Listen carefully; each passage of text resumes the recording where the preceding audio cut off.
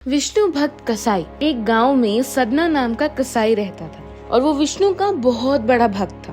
पेशे से तो वह मांस बेचता था, पर उसके मुख में सदा ही विष्णु जी का नाम रहता था। यहाँ तक कि वो मांस काटते हुए भी विष्णु जी का नाम लेता था और लोग उसके बारे में यही बातें करते थे कि कैसा आदमी है जो मांस काटते हुए भी विष्णु जी का नाम का जप करता रहता है। एक दिन सदना रास्ते से जा रहा था, तब उसके पैरों में एक काले रंग का पत्थर लगता है। तो उसे वो देखने में बड़ा ही विचित्र लगा और उसने सोचा कि मेरे मांस तोलने के काम आएगा, इसे मैं अपने साथ लेके चलता हूँ। तो तभी उसकी दुकान में एक आदमी आता है और वो 1 किलो मांस मांगता है। तो वो पत्थर अपने आप 1 किलो मांस तोलता है। तो कसाई सोचता है, अच्छा ये पत्थर 1 किलो का है। तभी दूसरा आदमी 2.5 किलो मांस मांगता है और तभी वो पत्थर 2.5 किलो का मांस तोलता है। तो सदना सोच में पड़ गया कि अरे अभी तो ये 1 किलो का था, अचानक 2.5 किलो कैसे हुआ। तो वो सोचता है एक बार मैं 5 किलो मांस तोलता हूँ, और तभी वो 5 किलो का मांस तोल जाता है। तो सदना सोचने लगता है कि अरे ये तो साधारण पत्थर नहीं है, मैं जितना मांस तोलना चाह रहा हूँ ये अपने आप तोल रहा है। और वो खुश हो जाता है। पूरे गांव में ये बात फैलने लगी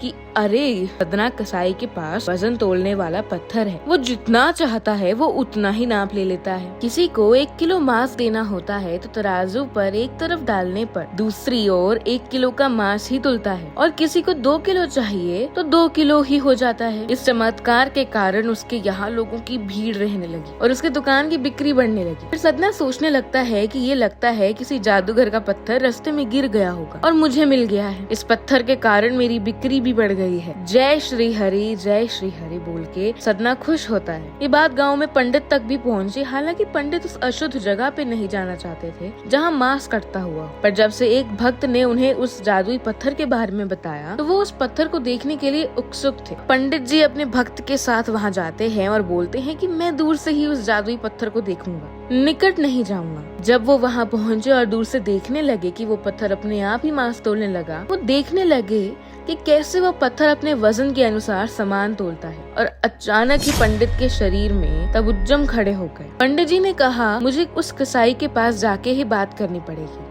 और वो कसाई के पास चले गए। तभी कसाई पंडित को देख के कहने लगा कि अरे पंडित जी आप यहाँ, मैं तो चकित हूँ कि आप मुझ कसाई के पास कैसे आए, मैं आपकी क्या सेवा कर सकता हूँ। तभी पंडित जी कहते हैं, सदना मैं इस पत्थर को देखने ही तुम्हारे पास आया हूँ, या शायद ये पत्थर ही मुझे यहाँ खींच के लाया है। और तुम्हें शायद ये नहीं पता कि तुम जिसे पत्थर कह रहे हो, ये पत्थर शालिग्राम जी है, जो भगवान विष्णु का ही स्वरूप है। वास्तव में तुम ये नहीं जानते कि शालिग्राम जी को ऐसे गले कटे मांस के बीच में रखना एक बहुत बड़ा पाप है। कसाई कहता है, भगवान विष्णु का पत्थर शालिग्राम, अरे पंडित जी ये तो मुझे पता नहीं था, मैं बहुत बड़ा पाप कर रहा हूँ, मुझसे भूल हो गई, मुझे क्षमा करें। और वो कहने लगा, हे हरि मुझे क्षमा करना, मैं आपको पहचान नहीं पाया। और वो कहने लगा कि पंडित जी आप तो पंडित हैं, आप ही इस पत्थर की अच्छी सेवा कर सकते हैं, आपसे बेहतर शालिग्राम की सेवा कोई नहीं कर सकता, कृपा करके इस पत्थर को आप ही रखिए। पंडित जी उस पत्थर को लेकर आगे की तरफ चलने लगते हैं और उसे घर ले आते हैं। घर लाके उन्होंने उस पत्थर की पूजा अर्चना आरंभ कर दी। और फिर उनके स्वप्न में शालिग्राम जी आए और बोले, हे ब्राह्मण मैं तुम्हारी सेवा से प्रसन्न हुआ और तुम मुझे उसी कसाई के पास छोड़ आओ। तभी पंडित कहता है कि हे प्रभु